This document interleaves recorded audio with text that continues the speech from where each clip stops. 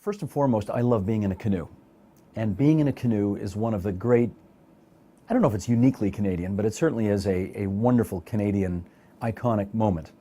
I still have that picture of Pierre Trudeau, you know, in his buckskin jacket, canoeing, doing a very good J-stroke, incidentally, down some river in the Yukon or Northwest Territories or something.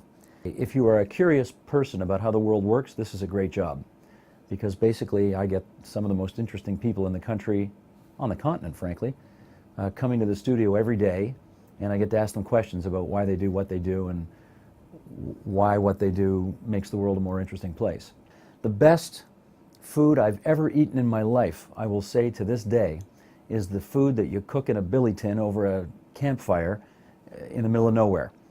And you know, I've been to the odd nice restaurant in my day, and I'm not sure I can ever remember tasting anything better than the meal you cook after you've been canoeing for 8 hours.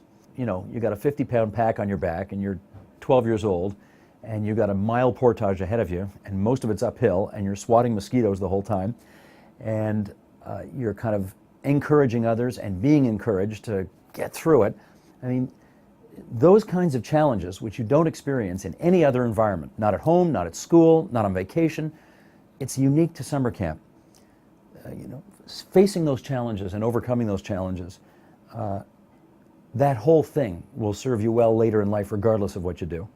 It's so important to get out of cities nowadays and see some green. Get in a canoe, go swimming in a lake, go sailing, I mean, whatever it is. You're just not tapping into everything you can be as a person if you only live in an urban environment 12 months of the year. And even if you only get away for 2 weeks or 4 weeks to the bush, somewhere in rural Ontario, it is just an unforgettable experience.